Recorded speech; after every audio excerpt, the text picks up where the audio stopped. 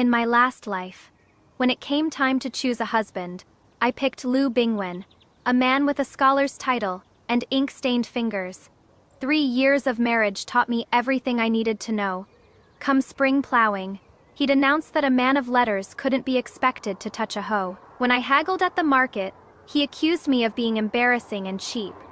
When the county magistrate sent someone to offer him a clerk position, he turned the man away at the door, said he'd devoted himself to the sages, and wouldn't stoop to being some official's errand boy. Then the famine hit. To fund his trip to the capital for the imperial exams, I signed a lifetime indenture contract and went to work as the lowest-ranked servant in the county's wealthiest household. I washed clothes and split firewood day and night until my hands were nothing but calluses. Every copper coin I earned, I sent to him without keeping a single one. He passed the exams. Then he looked at me, rough-handed, sun-darkened, a servant girl in all but name, and decided I was an embarrassment.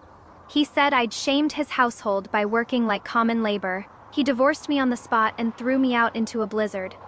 I froze to death that night. When I opened my eyes again, I was back at the matchmaking table. Hey everyone! Welcome back! It is Vera. Grab your wine, because today's story is the ultimate cure for anyone who has ever overfunctioned in a toxic relationship. In her past life, our girl literally worked herself to death, splitting firewood and washing clothes, to fund her narcissistic husband's education. His gratitude? Divorcing her the second he became an official. But when fate rewinds the clock, she doesn't just cry. She marries the rugged, illiterate hunter who actually respects her. Let's watch the trash take itself out. Let's go. 2 sets of betrothal gifts sat before me. Lu Bingwen's hand-copied poetry collection. I didn't even glance at it. My eyes, still stinging with tears I refused to shed, went straight to the other gift. A pair of wild geese and 2 sacks of fine rice.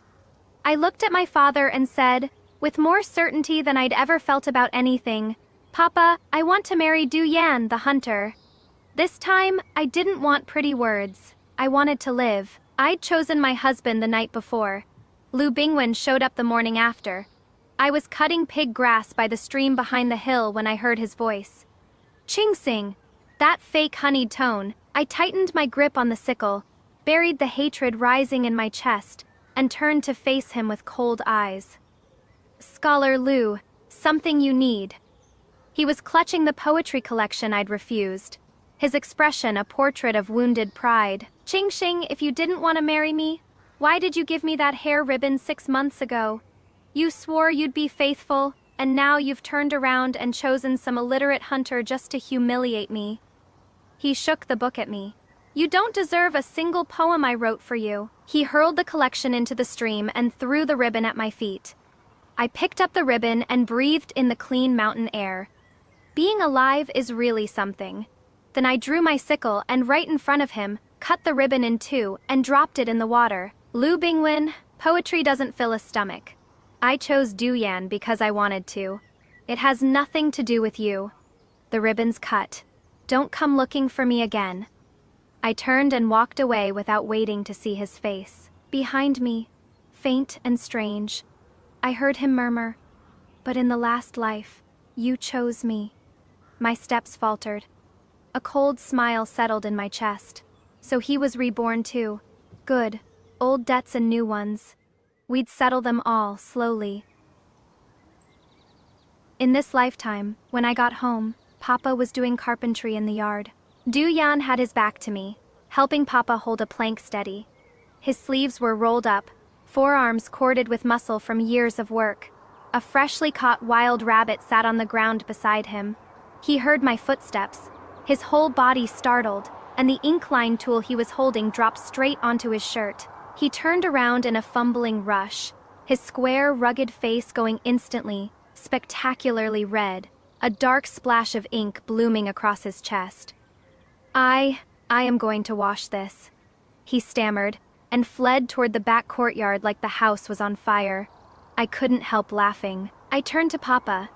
"Why are you making a cradle? I thought you were going to make me a vanity table." Papa snorted and jerked his chin toward the house. "That husband of yours already bought you a vanity table and a clothes chest. I had to find something to do with myself, so I am getting a head start on a cradle for my future grandchildren. My face went hot. Du-Yan came back out, freshly washed and still pink-cheeked. Papa immediately invented a reason to disappear, leaving the two of us alone. I brought Du-Yan inside. On the table sat a small, finely made wooden box. He pushed it toward me carefully. Open it. Inside, nestled in cloth, lay a jade bracelet and 2 gold hairpins. I can't accept these, I said, startled. They're too valuable. Ching-Shing, I promise, I didn't steal them. My mother left them before she passed. She made me swear to give them to my wife. He looked at me, his eyes clear and completely earnest. My heart softened, but I haven't even crossed your threshold yet. Du-Yan went pale, his voice tightened. Does that mean you don't want to marry me? I know I can't read. I know I am nothing compared to Scholar Lu. If you've changed your mind, just say I am the one who broke it off. I won't let it ruin your name. I looked at this big, earnest fool and felt something warm and aching move through me. You idiot, I said. You were on the hill just now. You heard the part about you being illiterate. Did you miss everything I said after that? He flushed deeper. I was passing by on a hunt. I wasn't trying to eavesdrop. I didn't dare listen to the rest. I said I have feelings for you. I held his gaze and meant every word. Lu Bingwen is the past. Right now, the only person I want to marry is you. Do you believe me? Du-Yan stared at me. Then he nodded. Hard, his eyes going red at the corners. I believe you. I pushed the box back toward him, then put them on me. He broke into a grin, wide, unguarded, showing every tooth, and with hands that were clumsy but impossibly gentle, tucked the gold pins into my hair. He went and fetched a basin of water from the yard so I could see my reflection. In the still surface, the pins caught the light and glittered. I looked beautiful, but staring at the water, I thought of my last life. Lu Bingwen had told me that decent women don't adorn themselves. He'd made me pawn every piece of jewelry I owned, said it was money for paper and ink. He'd turned me into something hollow and gray. Tears fell into the basin before I could stop them. Du-Yan panicked immediately, reaching out. Did I hurt you? Did I stick you with the pin? I was about to shake my head when his eyes went sharp and still. He pulled me behind him in one smooth motion, grabbed the hunting knife from the table, and fixed his gaze on the shadow moving beyond the window lattice. Who is there? His voice dropped to something dangerous. Come out. A branch snapped outside, a low, venomous sound drifted away into the distance. Lu Bingwen. He hadn't given up. Not even close. Half a month later, Du-Yan and I were married. No grand procession, no drums or gongs. Du-Yan gave everything he had, 3 tables of food and drink in the village, neighbors and familiar faces gathered around. Simple and real. I sat in the wedding room in the red dress Papa had bought me, the double happiness character pasted on the wall, waiting. The door opened. Du-Yan came in smelling of wine, his steps slightly unsteady. He closed the door behind him, then stopped dead about 3 paces away from me, like he'd walked into an invisible wall. He rubbed his hands together, looking for all the world like a boy who'd done something wrong. I lifted my red veil and looked at him standing there like a lost puppy. Why are you just standing there? Come drink the wedding cup. He came over, red-faced. After we drank, he suddenly turned and went to the old wooden chest by the bed. He dug around at the very bottom and pulled out a worn cloth bundle, pressing it into my hands with the gravity of a man taking an oath. Ching-Sing, this is everything I've saved from hunting. 30 taels of silver. From now on, you run the household. Every coin I earn goes to you. I held the heavy bundle and felt my eyes sting. In my last life, Lu Bingwen had taken the dowry silver. My mother left me on our wedding night. Said it was for books and brushes. Said women had no business handling money. And here was Du-Yan. This rough, plain-spoken man handing me his entire life savings along with his whole heart, holding nothing back. All right, I said, tucking the bundle away. I looked up at him. Du-Yan, it is late. Come to bed. His breathing went ragged. The red spread all the way down his neck. The candles swayed. Night wind moved through the apricot tree outside the window, scattering blossoms across the ground.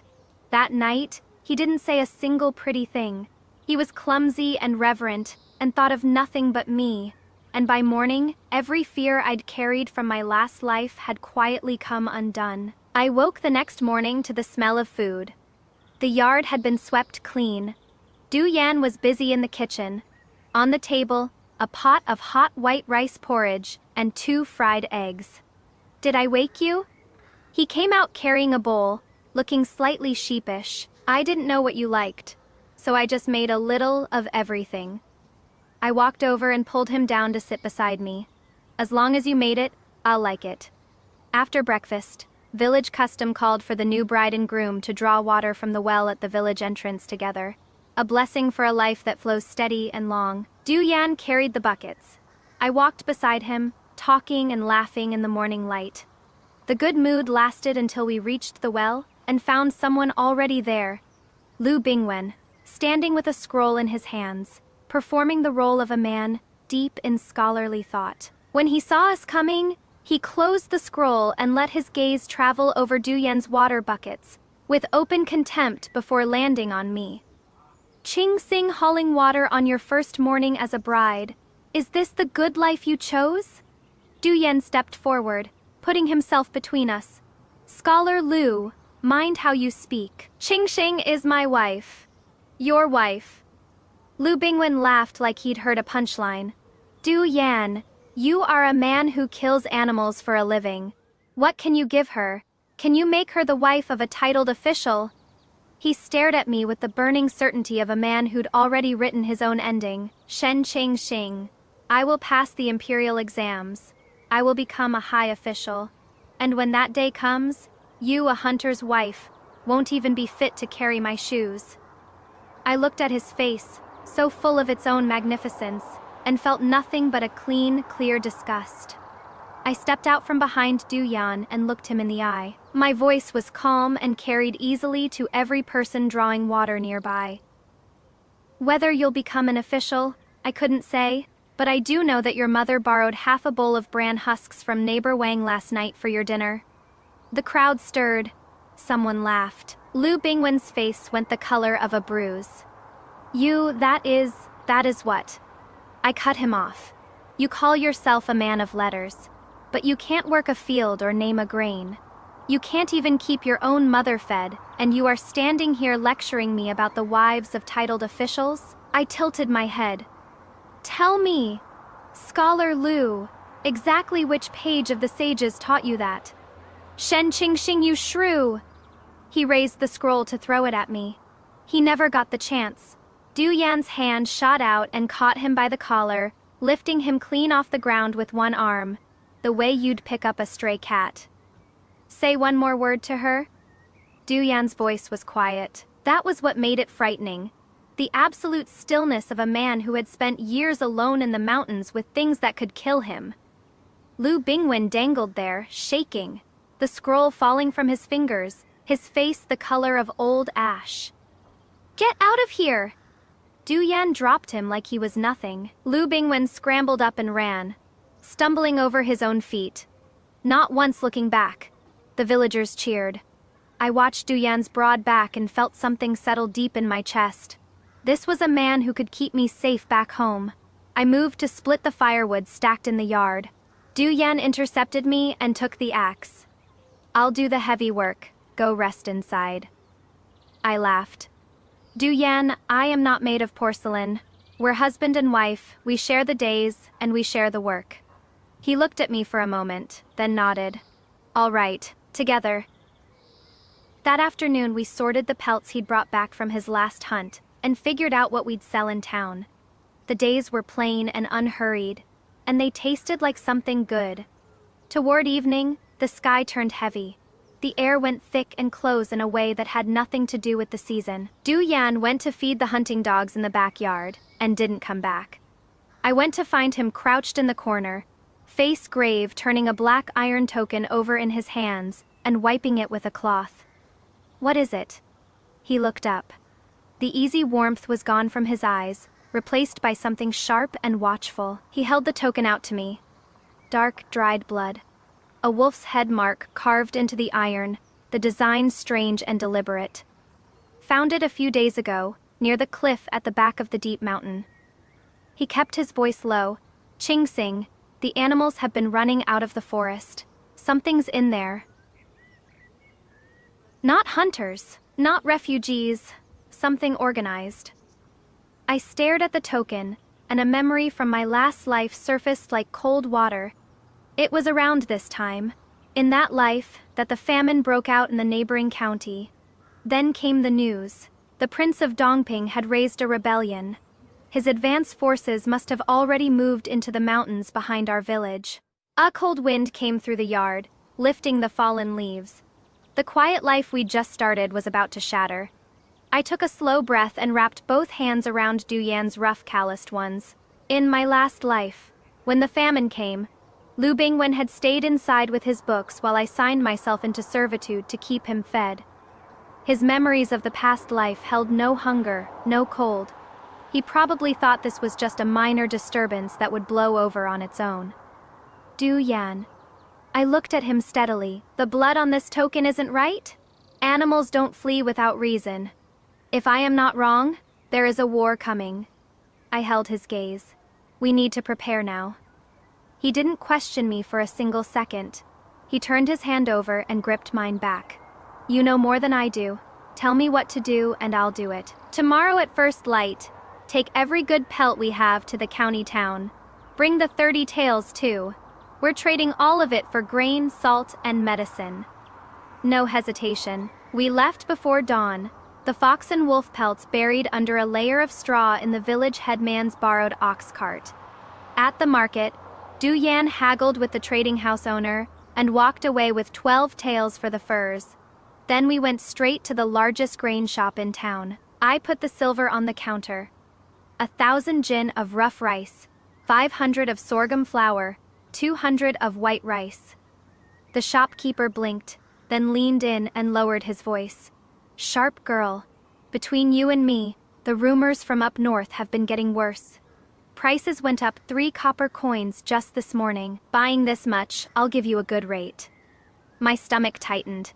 It had already begun.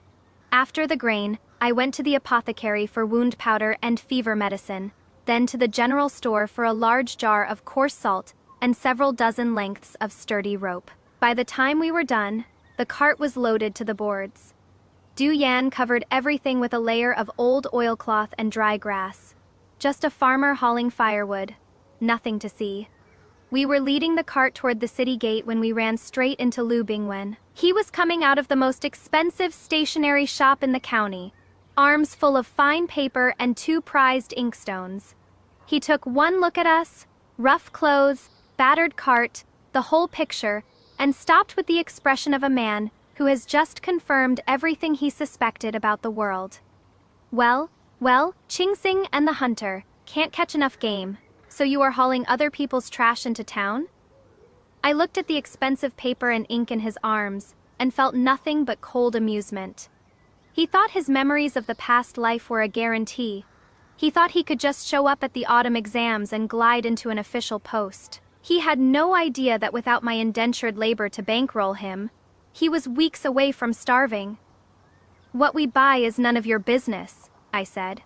He stepped closer, dropping his voice to a conspiratorial murmur, savoring every word. Shen Qing, the county magistrate, is hosting a banquet for local scholars. I've already written a brilliant essay. Once he recognizes my talent, my rise is guaranteed. And when that happens, he smiled. Even if you got on your knees and begged, I wouldn't spare you a glance. Du Yan's jaw tightened.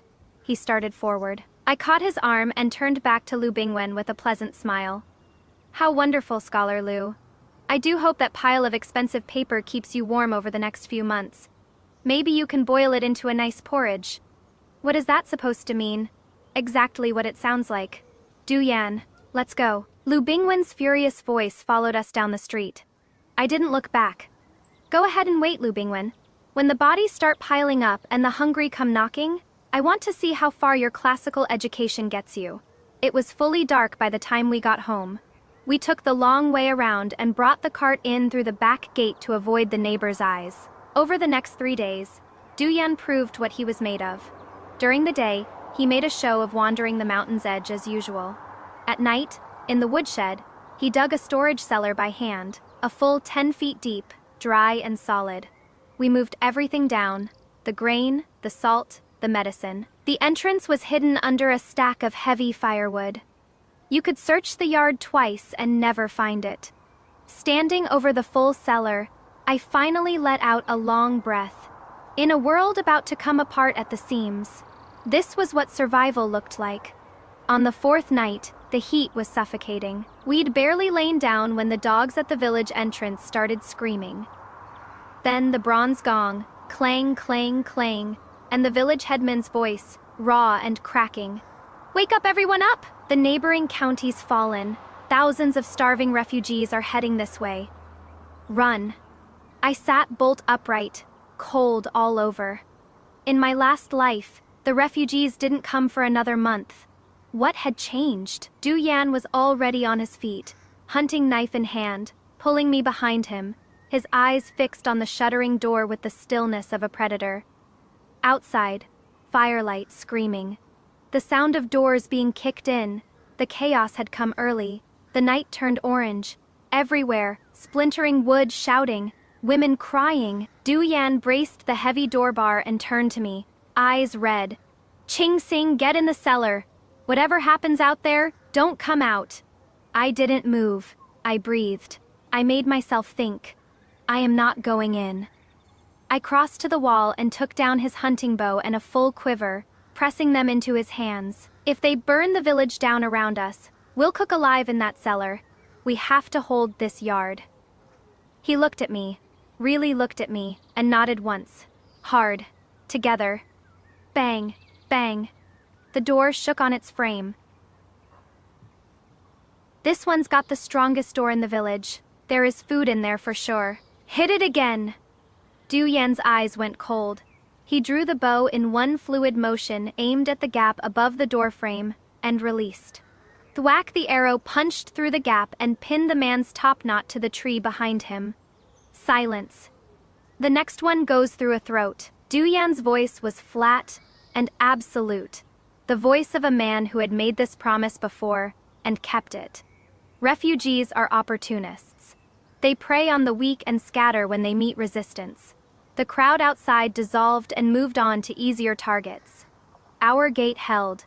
Next door, Lu Bingwen's didn't. Through the gaps in the wall, I watched his thin wooden door get kicked to splinters. 5 or 6 hollow-eyed refugees poured into his yard, tearing through everything in reach. Lu Bingwen ran out in a panic, clutching the expensive paper and ink he'd bought 2 days ago like they were sacred relics. "Stop! You peasants! I am a scholar! I am going to be a county official! Touch my things and I'll have you all arrested!" A tall refugee stopped, turned, grabbed him by the collar. "A scholar? I haven't eaten in 3 days. Can I eat a scholar?" Scrack! One open-handed slap sent Lu Bingwen sprawling.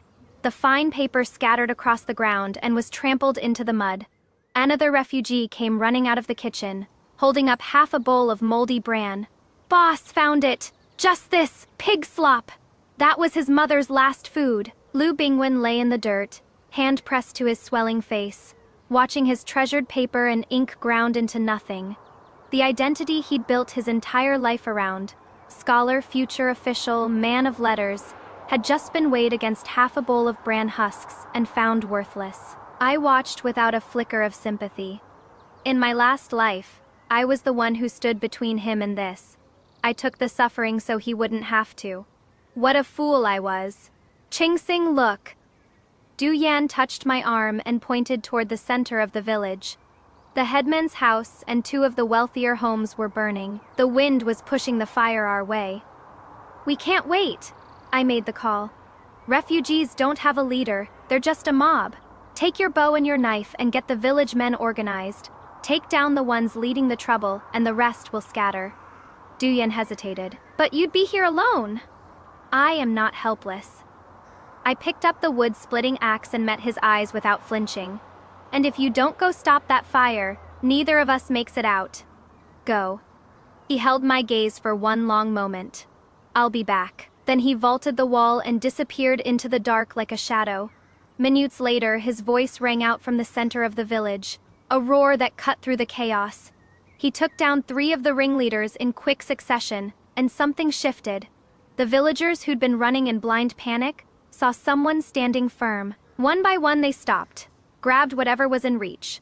Hoes, shovels, fence posts, and formed up behind Du Yan, shoulder to shoulder. The refugees were starving. They had no stamina for a real fight. When they hit organized resistance, they broke. They dropped what they'd stolen and fled into the dark, crying as they ran. Half an hour later, the fires were out.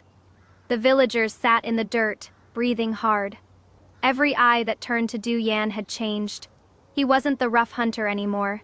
He was the man who'd saved them. He came back to me covered in ash and soot.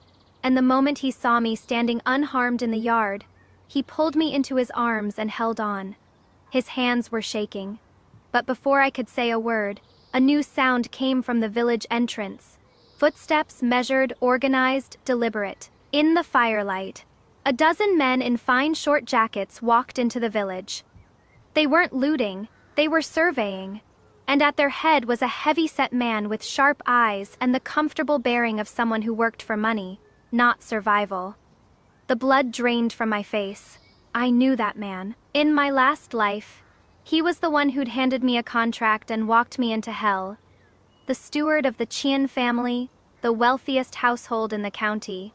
In that life, I'd worked myself to the bone in their service and died in the snow, and it had all started with this man. Ching Shing.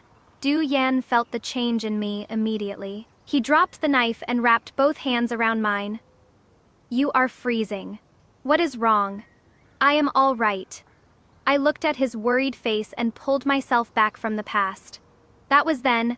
I didn't sign anything. I have Du Yan. Steward Qian walked to the center of the village and had 2 baskets of gritty sand, mixed old rice set down. He looked out over the shell-shocked, hungry villagers with the expression of a man doing them a tremendous favor. Friends, it has been a hard year. Famine, refugees, terrible times. Our master Qian is a generous man. He has come to offer you a way out. He produced a stack of papers stamped with red handprints. Sign a lifetime labor contract, come work at the Qian estate, and you'll receive 5 jin of rice today. Food in your belly, a roof over your head. What more could you ask for? Silence. The kind that comes when people are choosing between 2 kinds of dying. I'll sign. I'll sign.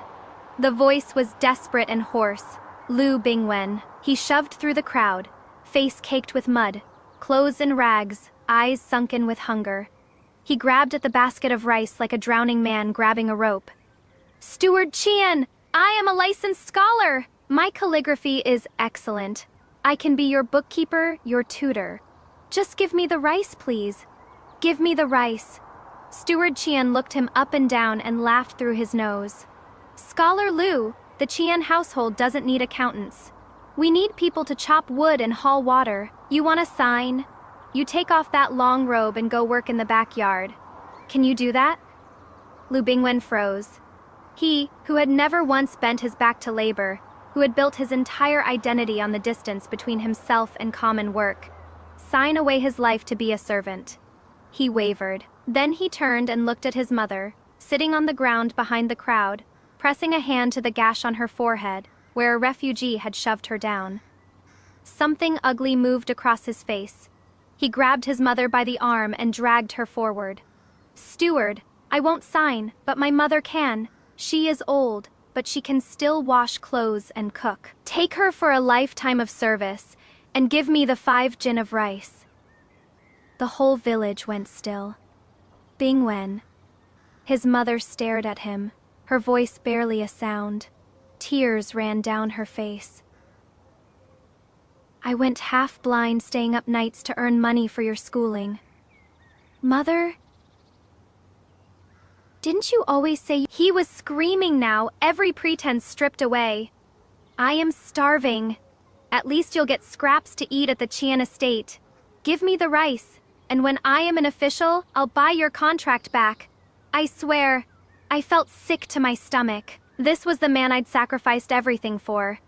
This was who I'd sold myself into servitude to protect. Scholar Lu.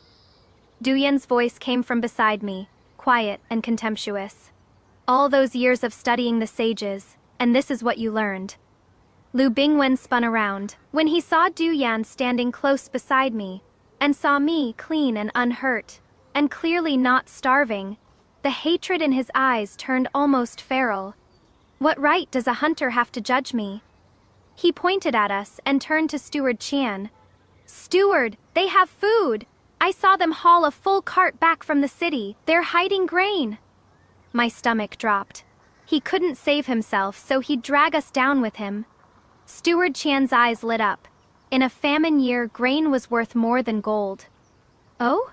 He raised a hand, and his men fanned out around us in a loose circle. Do the hunter! Is that so? Master Qian has made it clear. Anyone hoarding grain without reporting it is a criminal. Search the house, touch it and see what happens. Du Yan stepped in front of me, knife out, the blade catching the firelight. His voice was the voice of the mountains, cold and final. Du Yan, don't. I grabbed his arm, my back drenched in cold sweat. There were over a dozen of them, and they had the county's wealthiest family behind them. If Du Yan drew blood tonight, we'd face charges we couldn't fight. This life, everything we'd built, gone. Steward Qian pulled a document from his coat, stamped with the county magistrate's seal. Resisting lawful authority. I'll have you in chains by morning. Du Yan went rigid. He wasn't afraid of dying. He was afraid of what would happen to me if he was taken away. He looked at me. His eyes were red, full of something that hurt to see. Put it down, I said quietly. For me, this man who could face down wolves and armed men swallowed his pride whole. His knuckles went white. Then, with a sound like something breaking, the knife hit the ground. Steward Qian laughed. Smart, search it. Lu Bingwen watched Du Yan forced to stand down and let out a laugh that didn't sound entirely sane. You see that? Shen Xingxing, that is the man you chose. Can't even protect his own home.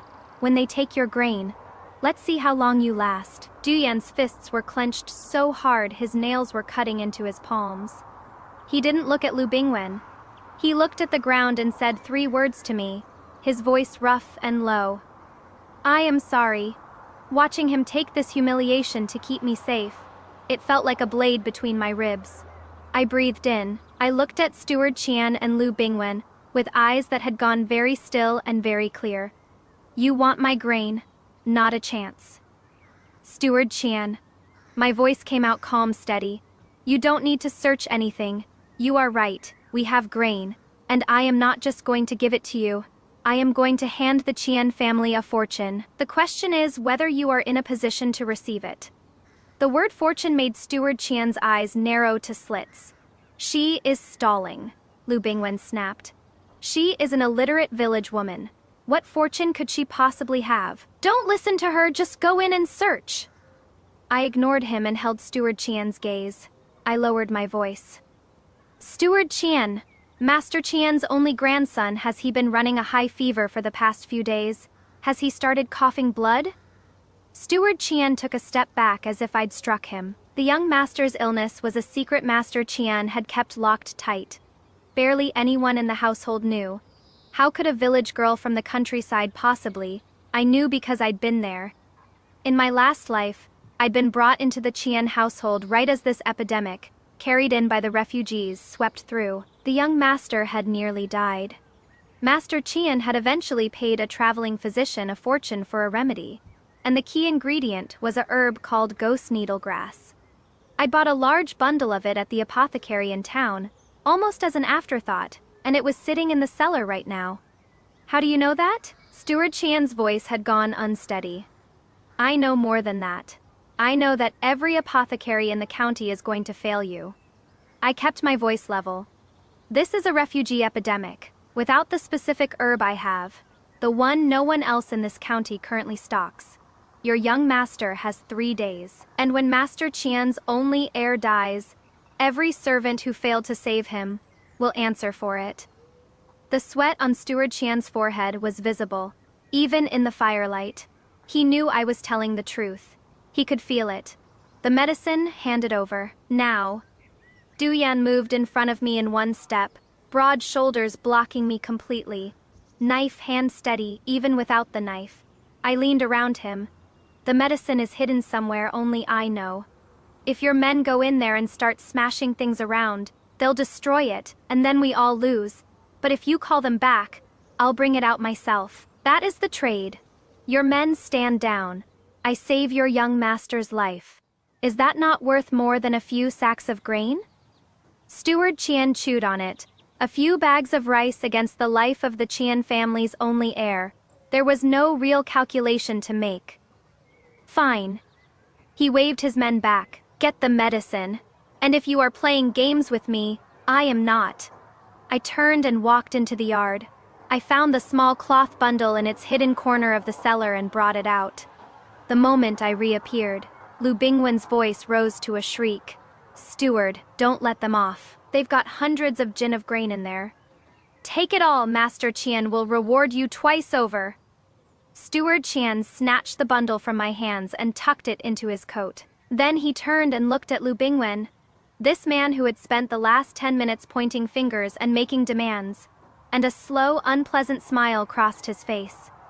I looked at Lu Bingwen too, and let my own smile show, just slightly. Steward Qian, I said pleasantly, your household is looking for laborers to do rough work.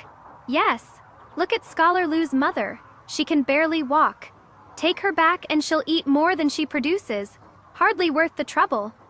Lu Bingwen's face flooded with relief. He thought I was helping him. Yes, exactly. My mother can't work. Don't take her. So, I continued, turning to point directly at him. Why not take Scholar Lu instead?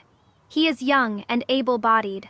He is not much for hard work, but with firm management, he can haul water and split wood well enough. And he did just say, in front of everyone here, that he'd trade anything for 5 jin of rice.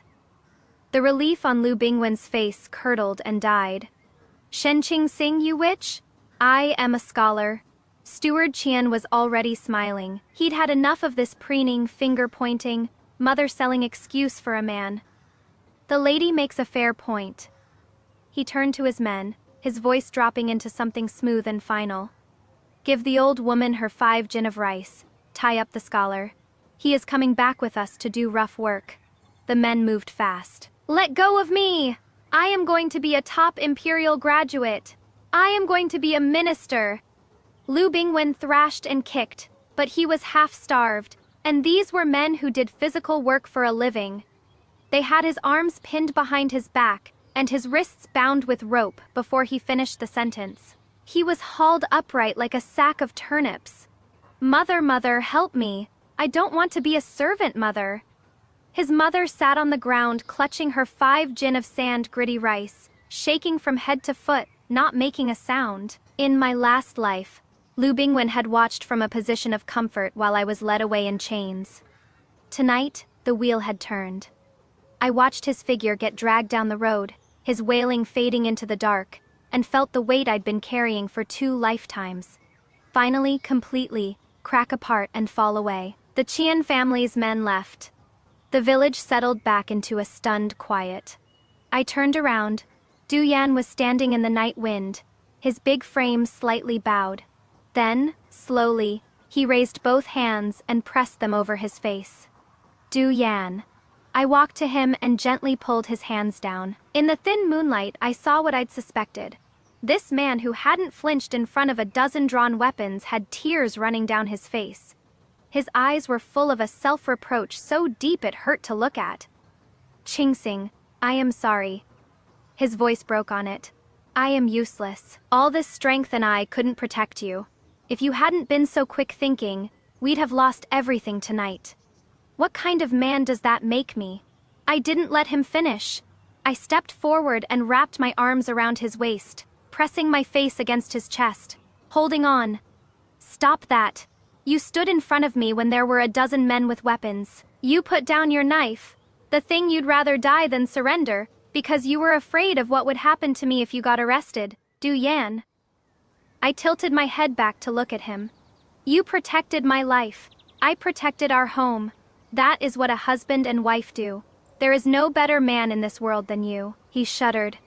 The tears came properly then. He pulled me in close, arms tight around me, and made his vow against my hair, his voice rough and fierce and absolutely certain. Chingsing, I swear to you, one day I will earn us a name and a standing so solid that you will never have to bow your head to anyone. Every person who has ever made you suffer, I will make them kneel. I closed my eyes and leaned into the warmth of him. Whatever came next, we would face it together. We always would. 3 days after I handed over the medicine, the refugees had mostly dispersed, and the government relief grain had finally arrived. Life began, slowly, to breathe again. One morning, Du Yan and I were in the yard airing out a new batch of fox pelts, and thinking about winter clothes when the village entrance erupted in gongs and hoofbeats. The village headman came sprinting into our yard, so excited he nearly tripped over the gate. Du Yan Ching Shing, come out! Come out! Master Qian himself, the county's richest man. He is come to the village in his carriage. He says he is bringing gifts for your family. I wiped my hands and exchanged a look with Du Yan. The ghost needlegrass had done its work. The young master was going to live. We'd barely reached the front gate when a red lacquered carriage drawn by 4 horses pulled up outside our modest fence. The entire village had gathered at a respectful distance, staring at a display of wealth most of them had never seen up close. The curtain parted. Master Qian himself stepped down, resplendent in brocade, his face glowing with the particular radiance of a man whose greatest fear has just been lifted. His steward hovered at his elbow. The moment he saw me, this man who commanded half the county's commerce made a deep, formal bow. Madam Shen, you are the savior of the Qian family. His voice cracked with genuine feeling. If not for your medicine, my grandson would have been gone 2 nights ago. The physician said your remedy was nothing short of a miracle. I stepped slightly to the side, deflecting the full weight of the bow. Master Qian, you are too kind. I said I'd deliver on my promise, and I did. That is all. Straightforward and true to her word, exactly as I'd heard. He turned and clapped his hands. Bring out the gifts. 4 servants came forward carrying 3 heavy red lacquered chests. When the lids were opened, the crowd of watching villagers inhaled as one. The first chest, 100 taels of pure silver, stacked in neat rows. The second chest, bolts of fine suzhou embroidered silk, and 2 sets of solid gold hair ornaments. The third chest, a property deed, stamped in red. Madam Shen. Master Qian gestured to the deed with both hands. This is a 2-story commercial property on the busiest street in the county, with a 3-courtyard residence attached at the rear. A small token of my gratitude. If you ever wish to open a business in the city, the Qian family will back you without reservation. The village headman looked like he'd forgotten how to blink. 3 days ago, these people had been fighting over handfuls of grain, and now Shen Qingsing had become, in a single morning, the wealthiest person in the village, possibly in the entire county. Du Yan stood beside me. He was surprised I could see it, but he'd already straightened to his full height, steady and calm, one hand resting lightly at my back. No greed, no panic, just a man standing next to his wife. That is what a real partner looks like. Then a smell hit me. Sour, rancid, unmistakable, behind the carriage. A few servants were unloading miscellaneous goods. One of them, in a filthy gray jacket plastered with mud and vegetable scraps, was struggling under the weight of a slop bucket. He looked up. I almost didn't recognize him. Lu Bingwen. Apparently the Qian household had a rule. New contract laborers spent their first 3 months in the kitchen doing the worst work available. 3 days had been enough to hollow him out. The man who had once looked down at the world from the height of his scholar's title was barely recognizable. He set down the bucket and stared. He stared at the 100 taels of silver. He stared at the property deed. He stared at me in my clean clothes, and at Du Yan standing tall beside me, directing the household servants with quiet authority. Ching! Ching sing! He abandoned the bucket and lurched toward me, something broken loose behind his eyes. Ching shing! You are rich now. You can buy out my contract. It wouldn't even cost you much. I am a scholar. I can be useful to you. I can manage your accounts. I can please Ching Shing. I am begging you. He hadn't made it 2 steps. Steward Qian's foot connected with the back of his knee and dropped him into the mud puddle beside the road. Have you lost your mind? The steward snapped. Madam Shen is a guest of honor of the Qian family. You are a bound servant who hasn't finished his first week of work. You dare address her by name? He punctuated it with a sharp slap. Lu Bingwen went face first into the mud. When he pushed himself up, one cheek was already swelling. I looked down at him from the top of the steps. Scholar Lu. My voice was even, unhurried. Weren't you the one who said that when my grain was taken, I'd be on my knees begging you for help? He stared up at me, shaking. I am moving into a city mansion. I have gold in my hair and silver in my strong box. I tilted my head slightly. And you are hauling slop buckets. The shaking got worse. The full weight of it was landing on him now. The magnitude of what he'd thrown away, the life that could have been his, the choices that had led him here. If he hadn't been so arrogant, if he hadn't discarded me, if he hadn't spent 2 lifetimes treating people as tools and stepping stones. I was wrong, he choked out. He was crying now, ugly and unrestrained, slapping his own face with a mud-caked hand. Ching Sing, I know I was wrong. I know it. Just a little help, please. Anything, let me wash dishes in your kitchen. I'll do anything. I turned to the nearest guard and said, without any particular emotion, he is making noise in front of the shop. It'll disturb the customers. Understood, madam. The guard stepped forward, fished 2 copper coins from his pocket, and flicked them into the mud in front of Lu Bingwen. Clink. Clink. Take the money and move along. Don't make us ask twice. Lu Bingwen went completely still. He would have preferred screaming. He would have preferred a beating. At least that would have meant I still felt something. But those 2 copper coins, the kind you'd toss to a beggar without breaking stride, told him everything. I didn't hate him. I didn't pity him. I simply didn't think about him at all. The last thread of his delusion snapped. He let out a sound that didn't belong in a human throat. Raw and animal and utterly lost. And then he was scrambling up, clutching the 2 coins, dragging his lame leg down the street until the crowd swallowed him whole. No one watched him go. After Master Qian's carriage rolled away, Du Yan shut the courtyard gate, looked at the silver and the deed gleaming on the table, and picked me up. He spun me around the yard twice, laughing like a boy. Ching Shing, we have a shop. I held onto his shoulders, laughing too. Put me down, you. We have a shop and a mansion and 100 taels of silver. Du Yan. I cupped his face in my hands until he stopped spinning.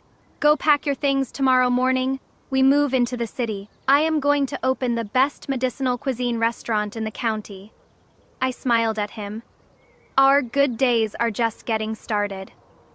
6 months later, East Street, the busiest road in the county seat. Firecrackers split the air. 2 red silk banners unrolled from the top of a 3-story building. Each one reading, "Nourish the body, lengthen the years."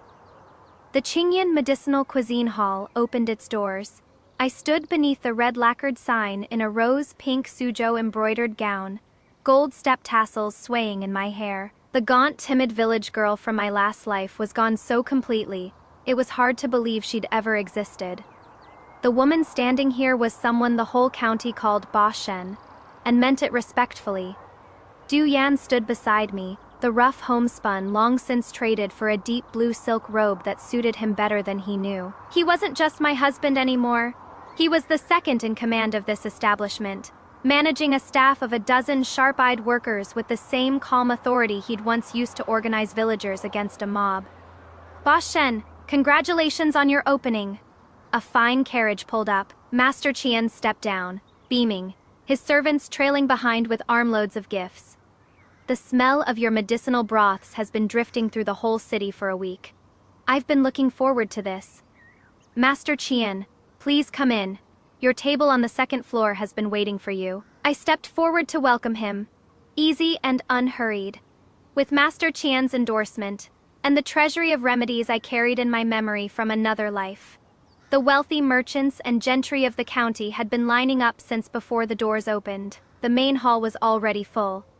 Servers weaving between tables with steaming clay pots, the cashier's counter backed up with customers. I breathed it in.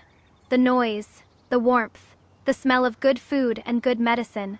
Even the air tasted sweet then. From the street outside, a sharp voice cut through the noise. Watch where you are going with that cart. You blind, you got filth on my new robe. Do you have any idea what this cost? I looked toward the sound. A ragged figure was picking himself up off the ground beside an overturned slop cart, bowing and scraping to a wealthy young man who was already walking away in disgust. The figure was skeletal, covered in sores and grime, one leg dragging. He raised his face. Lu Bingwen word had gotten around. He'd been caught stealing food from the Qian kitchen and thrown out without a reference, with no household willing to take him, and no skills that translated to honest labor. He'd ended up doing the lowest work available, collecting slop from small restaurants for a few copper coins a day. He got to his feet. His eyes drifted across the crowded street and found me standing in the doorway of the most prosperous establishment on East Street. Gold in my hair, silk on my back, the whole city flowing around me like I belonged at its center. He froze. He looked at the restaurant. He looked at Du Yan inside, sleeves rolled up, laughing at something a server had said. He looked at me. Ching Sing.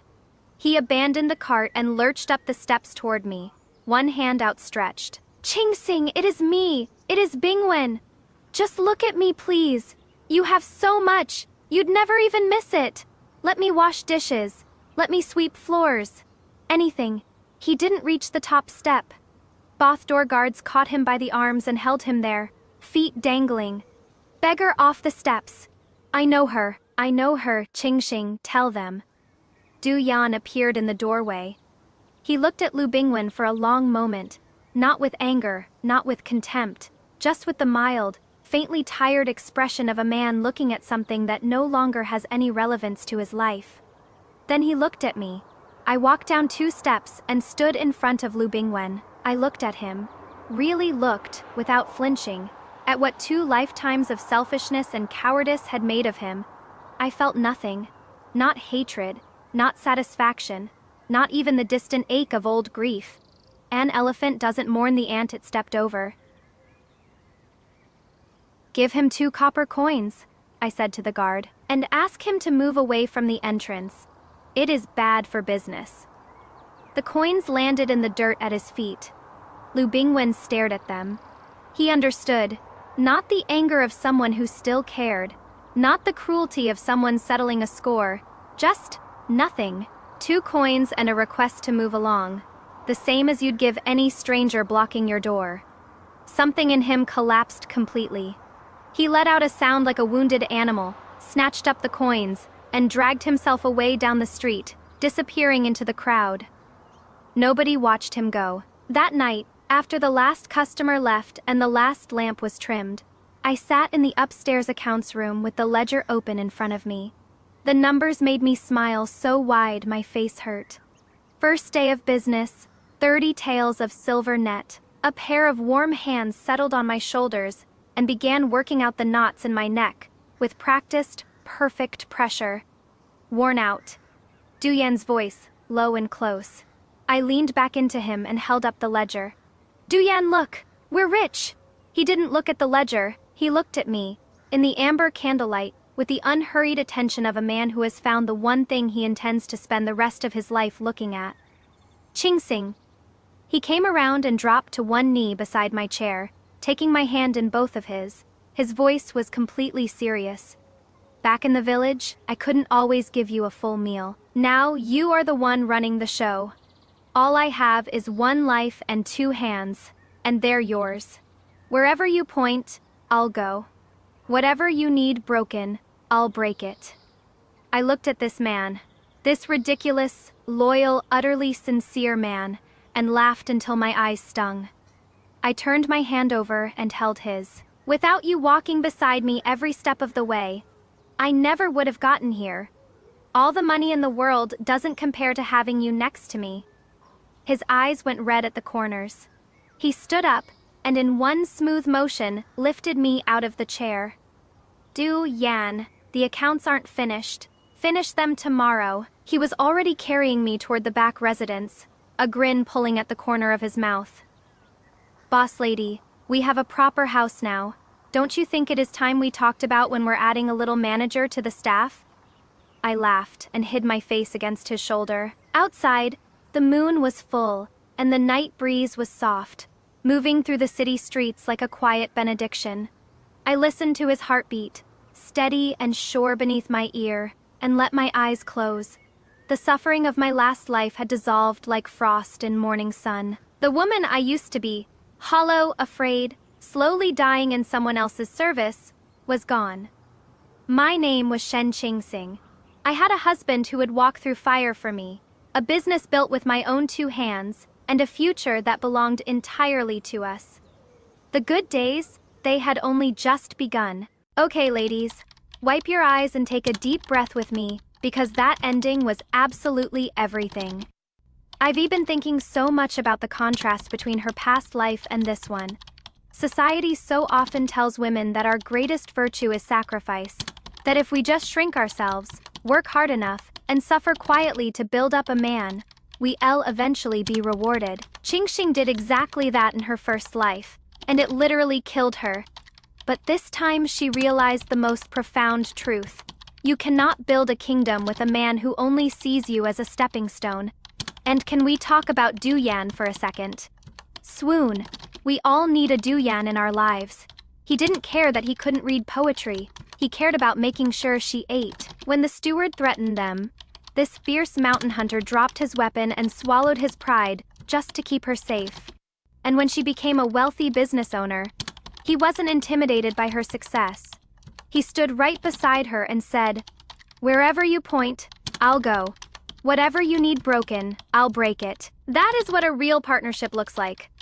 But the absolute best part of this story is how she handled the toxic ex at the end. She didn't scream. She didn't gloat. An elephant doesn't mourn the ant it stepped over. She just tossed him 2 copper coins and asked him to stop blocking her restaurant's entrance. Pure, unbothered indifference. Because the ultimate revenge isn't destroying your enemies. It is becoming so successful, so loved, and so at peace that they simply cease to matter. Now, I have to know what you all think. Which moment had you cheering the loudest? Drop your votes below. Vera's Book Club. Poll. What was your most satisfying moment? The ribbon cut slicing that hair ribbon in half, right in front of the scholar's face, and telling him that poetry doesn't fill a stomach boundary setting at its finest. B. The famine reality check. Watching the brilliant scholar realize that his expensive paper and ink were completely worthless compared to half a bowl of pig slop. Karma works fast. C. The medicine mastermind Qingxing flawlessly negotiating with the wealthy steward, saving her own grain, and tricking the steward into taking the toxic ex away as a literal slave. A chess grandmaster move. The 2 copper coins, the final scene. Throwing 2 coins at him like a beggar because his presence was bad for business. The most elegant, devastating mic drop ever written. Tell me your pick in the comments. And honestly, ladies, let this be a lesson to us all. Never fund a man's dreams at the expense of your own. Let's chat.